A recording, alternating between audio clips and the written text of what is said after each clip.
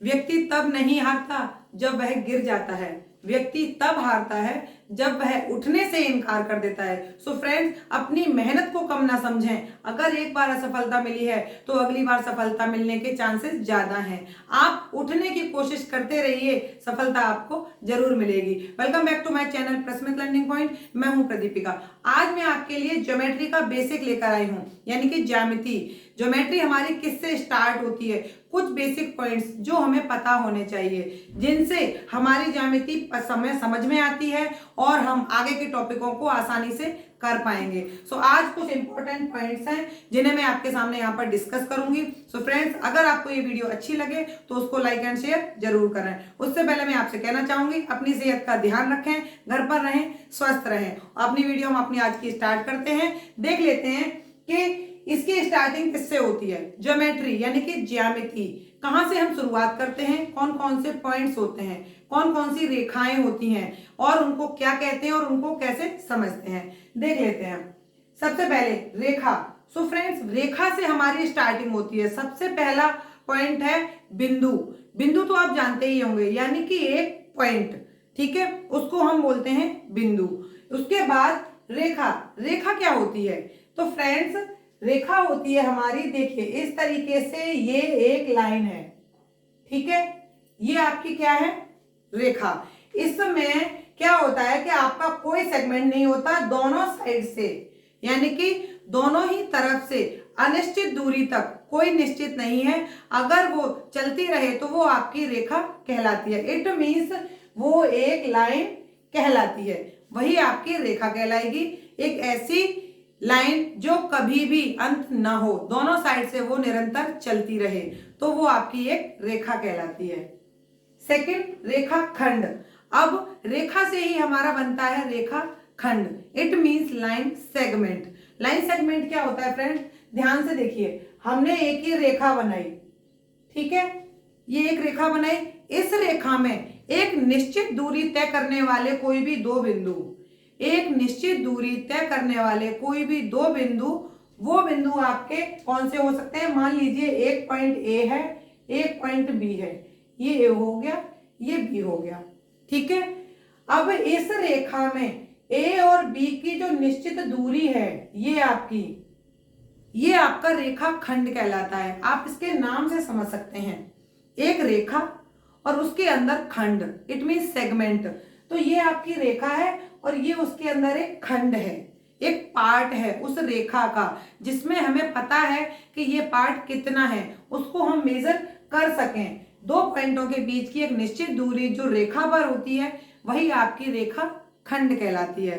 Okay friends, इस तरीके से हम रेखा खंड को जानेंगे। अब नेक्स्ट पॉइंट है हमारा किरण। किरण क्या होता है? तो फ्रेंड्स, हमने एक यहां पर रेखा बना ली, ठीक है।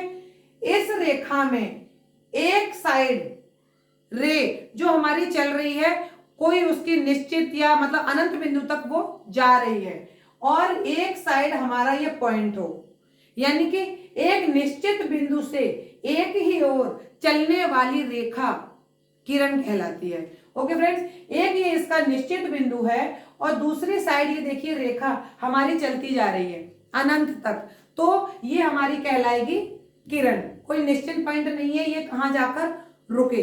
इस तरीके से रेखा से ही हमारे ये तीन टॉपिक बनते हैं, जो कि बहुत ज्यादा इंपॉर्टेंट है। आपको इनका बेसिक समझ में आना चाहिए, ये होती क्या है और आप इनको किस तरीके से समझ पाएंगे और इनको कैसे अप्लाई कर सकते हैं। जब ज्योमेट्री वाला चैप्टर आता है तो इसमें रेखा, किरण, ये एक एक पॉइंट बहुत ज्यादा इंपॉर्टेंस रखता है, क्योंकि जब हम इनके बारे में जानेंगे तो उसी को ही अप्लाई करके हम क्वेश्चन को अच्छी तरह से समझ पाएंगे। तो आज की वीडियो आपके लिए बहुत ज्यादा इंपॉर्टेंट साबित हो सकती है, और क्योंकि ये बेसिक पॉइंट्स हैं तो किसी भी टॉपिक को पढ़ाने से पहले उसके बेसिक पॉइंट्स हमें पता होने जरूरी हैं। नेक्स्ट देखते हैं संरेख व असंरेख बिंदु, collinear and non collinear point. It means, आप समझ रहे होंगे, संरेख, इट मीन्स एक रेखा में साथ में, संरेख इट मीन्स एक रेखा है और इसमें साथ में अगर दो या दो से ज्यादा बिंदु हैं एक ही रेखा में, तो वो कहलाते हैं आपके संरेख बिंदु। जैसे कि ये बिंदु है, ए है, बी है, सी है, ये डी है। एक ही रेखा में अगर वो बिंदु साथ में है तो वो रेखा आपके बिंदु कौन से बिंदु कहलाते हैं? संरेख। असंरेख इसका अपोजिट, जो एक साथ रेखा में ना हो वही बिंदु आपके असंरेख बिंदु कहलाते हैं। इनको इंग्लिश में बोलते हैं collinear and non collinear points. Okay friends, ये आपको कॉन्सेप्ट समझ में आ गया होगा। फिफ्थ देखते हैं प्रतिच्छेदी रेखाएं। प्रतिच्छेदी, आपको इसका मीन समझ में आ रहा है? कुछ छेदी, प्रति, इट मीन्स ऐसी रेखाएं जो छेदें, आपस में छेद। It means intersecting lines, English में बोलते हैं इसको इंटरसेक्टिंग लाइंस। वे लाइन, वे रेखा जो आपस में एक दूसरे को प्रतिच्छेद करें, इट मीन्स काटें। फॉर एग्जाम्पल देख लीजिए, ये रेखाएं हैं, ये दो रेखाएं आपस में एक दूसरे को काट रही हैं, ठीक है।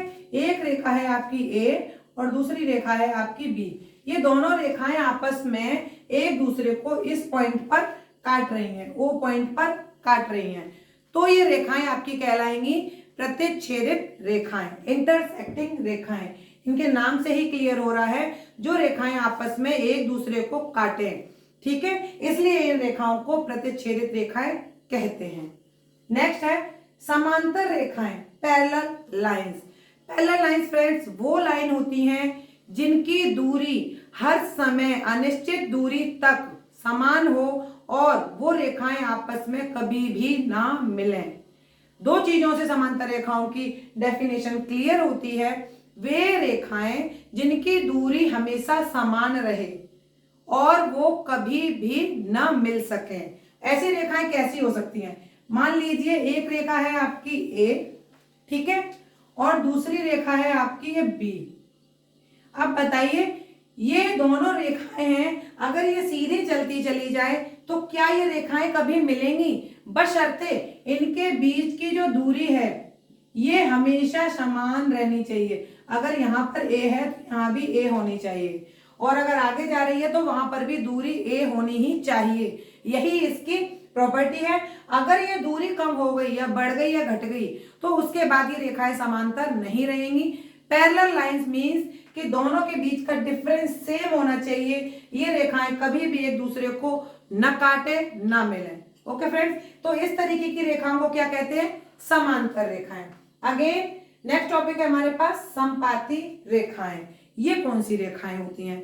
तो फ्रेंड्स, मेरा मानना है कि आपको ये पॉइंट्स क्लियर हो रहे होंगे, इनको लिखने की जरूरत नहीं है, आपके पास डेफिनेशंस होती हैं। जो बच्चे छोटी क्लास में पढ़ रहे हैं उनके पास भी इनकी डेफिनेशन होती है। मेरा जो मानना है कि आपको ये चीजें समझ में आनी चाहिए, सबसे पहले आपके माइंड में सेट होनी चाहिए कि नाम सुनते ही कोलिनियर पॉइंट्स आपके माइंड में सेट है कि हाँ मैम ने ऐसे बताया था। इट मीन्स वो पॉइंट जो एक ही रेखा में एक साथ होते हैं, इनके कॉन्सेप्ट क्लियर होने चाहिए, क्योंकि आज का ये जो टाइम है, इस टाइम में अंडरस्टैंडिंग बहुत ज्यादा जरूरी है, बशर्ते रटना, लिखना या रटना ये इतना इंपॉर्टेंस नहीं रखता है। आपको कॉन्सेप्ट क्लियर होना चाहिए, वो बहुत जरूरी है। बीच में मैं आपसे कहना चाहूंगी, वीडियो को बीच में स्किप बिल्कुल ना करें।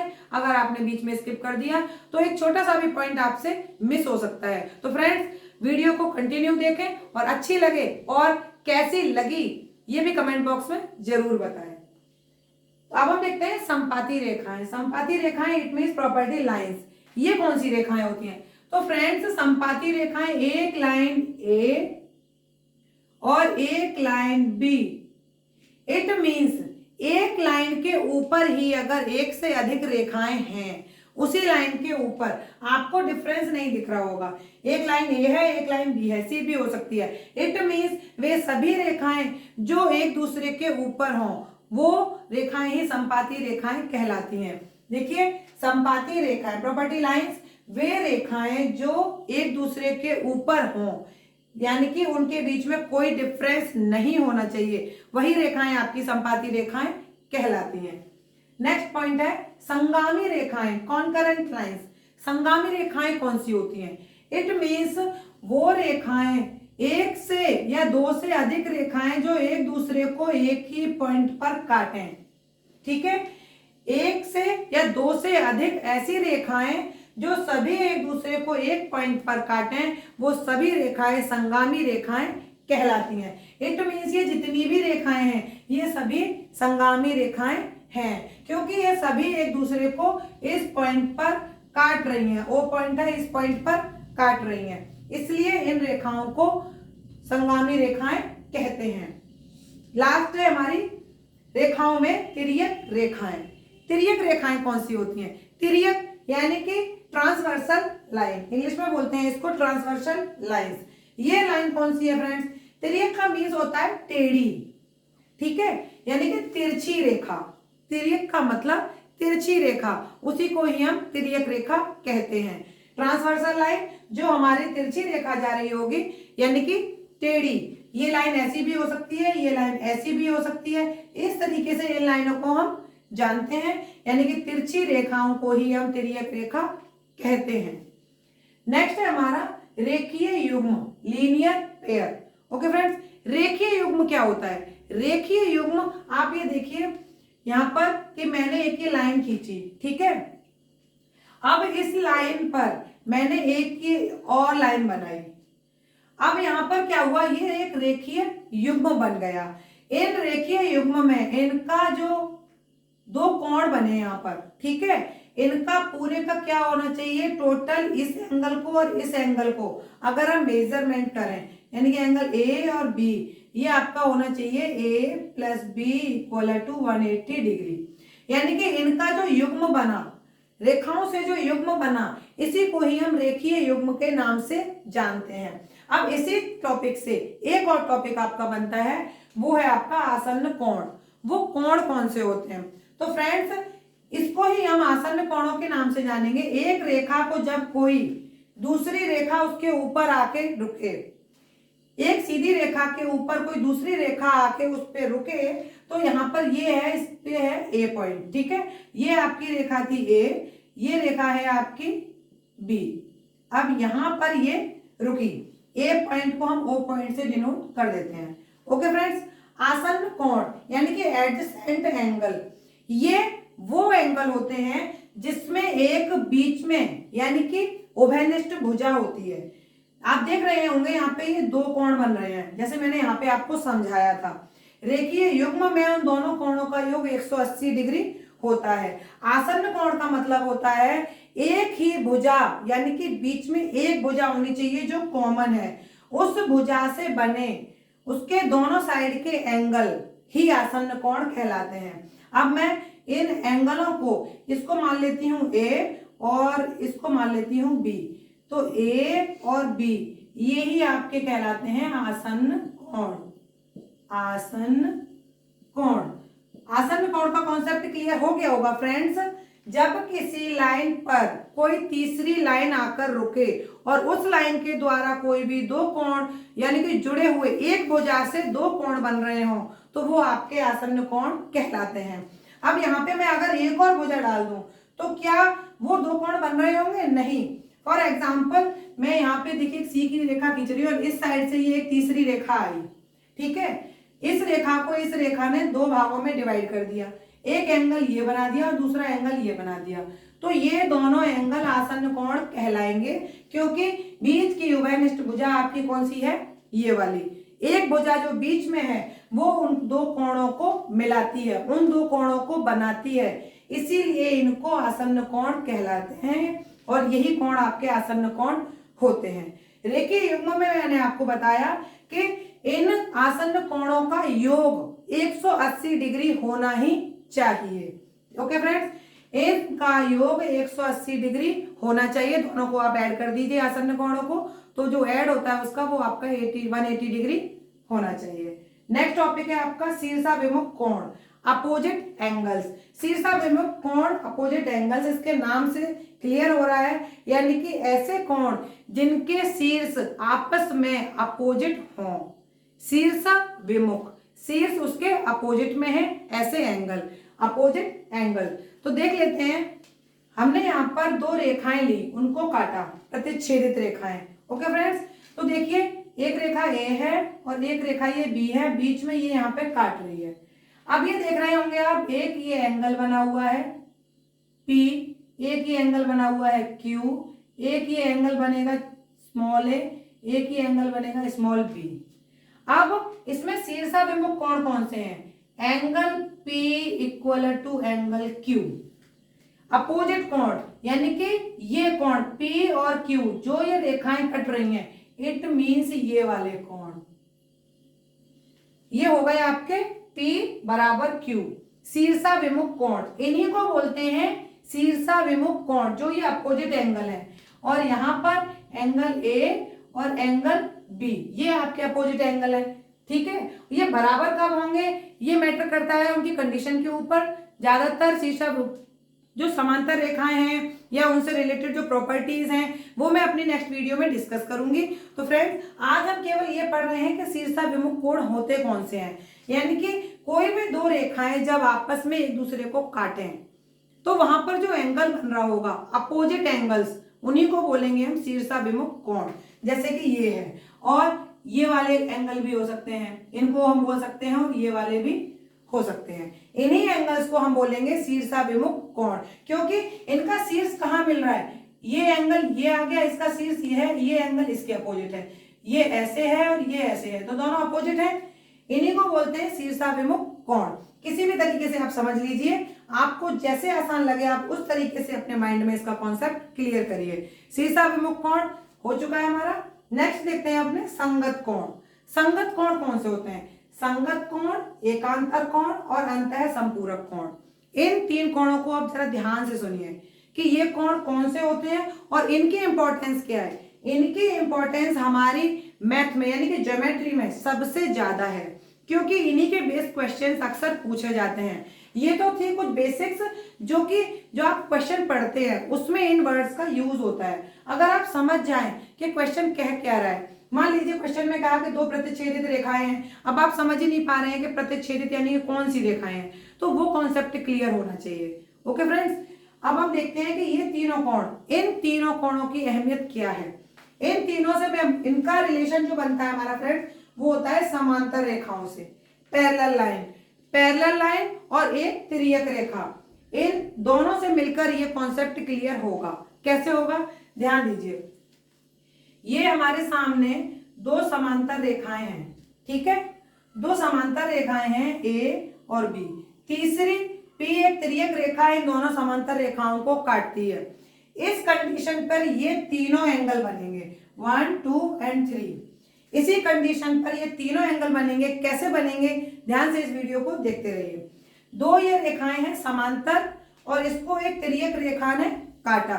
उस समय पर इन दोनों जो समांतर रेखाएं हैं इनके जो ये वाले कोण होंगे, ये देखिए, इस रेखा पर, इस तिर्यक रेखा को जिसने काटा यहाँ पर, और इस नीचे वाली रेखा को पर जिस पॉइंट पर ये रेखा ने काटा, यानी कि दोनों समांतर रेखाओं पर तिर्यक रेखा ने जिस पॉइंट पर काटा, सबसे पहले काटा, तो वो एंगल यानी कि एंगल, आप मान लीजिए इसको स्मॉल ए और स्मॉल बी, एंगल ए और एंगल बी आपके कहलाएंगे संगत कोण, संगत कोण। ओके फ्रेंड्स, दो समांतर रेखाएं जब उनको एक तिर्यक रेखा काटे तो उन दोनों समांतर रेखाओं पर जब वो तिर्यक रेखा काटे तब जो एंगल बनते हैं वही एंगल संगत कोण कहलाते हैं। इट मींस संगत कोण, करस्पॉन्डिंग एंगल्स, इन्हीं को बोलते हैं। देखिए, इस रेखा पर ये एंगल और इस रेखा पर ये एंगल, इन दोनों एंगल्स को हम संगत कोण के नाम से जानते हैं। नेक्स्ट है हमारा एकांतर कोण, अल्टरनेट एंगल्स। एकांतर और अल्टरनेट एंगल ये कौन से होते हैं? तो फ्रेंड्स, जब दो समांतर रेखाएं हों और उनको एक तिर्यक रेखा काटे तो उसमें जो अपोजिट यानी कि अल्टरनेट का मीन्स है, ये मैंने एक एंगल बनाया इस दोनों समांतर रेखाओं के बीच में, ये एंगल है हमारा P, ठीक है, इसको O मान लीजिए आप, O, ठीक है, O यानी कि एंगल O और एंगल B आपके कहलाएंगे एकांतर कोण, एकांतर कोण। ओके फ्रेंड्स, दो समांतर रेखाओं पे कोई एक तिर्यक रेखा जब काटे तो अपोजिट एंगल यानी कि इस रेखा पर इस साइड का एंगल और इस रेखा पर ये वाला एंगल, यानी कि जो बीच की लाइन जब यहाँ पर काट रही है तो इस लाइन के ये दोनों साइड के अपोजिट के एंगल, इन्हीं को बोलते हैं अल्टरनेट एंगल्स यानी कि एकांतर कोण। ओके फ्रेंड्स, लास्ट टॉपिक है हमारा आज का अंतः संपूरक कोण। अंतः संपूरक कोण ये प्रॉपर एक कोण के नाम से इनका नाम नहीं है, इन्हें हम प्रॉपर इनके संपूरक कोण के नाम से नहीं जानते हैं। ये क्या होता है हमारा, जो दोनों समांतर रेखाएं होती हैं और जब उनको एक तिर्यक रेखा काटती है तो अंतः यानी कि दोनों समांतर रेखाओं में अंदर के दोनों कोण, अंदर के दोनों कोण, अंदर का दोनों कोण कौन सा होगा फ्रेंड्स, देख लीजिए। ये वाला जो बी कोण हमारा पहले से है और ये वाला कोण, ठीक है, इसको मान लेते हैं हम एस। तो एंगल एस और एंगल बी ये दोनों होंगे हमारे अंतः संपूरक कोण। ओके फ्रेंड्स, अंतः संपूरक कोण हो चुके हैं। अंतः संपूरक कोण यानी कि angle S plus angle B equal to 180 degree, ये हमारी मेन कंडीशन होती है। संपूरक का मीन्स ही होता है 180 डिग्री, यानी कि दो समांतर रेखाओं को जब कोई तिर्यक रेखा काटे तो उसके अंतः के दोनों कोण जो होंगे उनका योग 180 डिग्री ही होगा, इसीलिए इनको अंतः संपूरक कोण बोला जाता है, क्योंकि इनका जोड़ 180 डिग्री आएगा। ओके फ्रेंड्स, तो ये थे कुछ बेसिक कॉन्सेप्ट्स जो हमने आज की इस वीडियो में देखे। इन सभी कॉन्सेप्ट्स को अपने माइंड में क्लियर करिए, एक एक पॉइंट को अपने माइंड में ऐसे फीड करिए कहीं पर भी कोई भी लाइन लिखी आए आप उससे कंफ्यूज ना हो। जो भी प्रॉब्लम आती है आप प्लीज कमेंट बॉक्स में शेयर करके बता सकते हैं, और वीडियो कैसी लगी आपको ये भी आप कमेंट बॉक्स में शेयर करके जरूर बताइएगा। आज की ये वीडियो मैं यहीं पर खत्म करती हूँ। उससे पहले मैं आपसे कहना चाहूंगी, अगर आपने मेरा चैनल अभी तक सब्सक्राइब नहीं किया है तो प्लीज उसे सब्सक्राइब कर लीजिए, एंड वीडियो आपको अच्छी लगी हो तो लाइक एंड शेयर जरूर करें, और उसके बाद ऑल बेल आइकन के बटन को प्रेस कर दीजिए जिससे कि मेरी अपकमिंग वीडियोस आप तक जल्द से जल्द पहुंच सके। ओके फ्रेंड्स, घर पर रहें, स्वस्थ रहें। Thank you.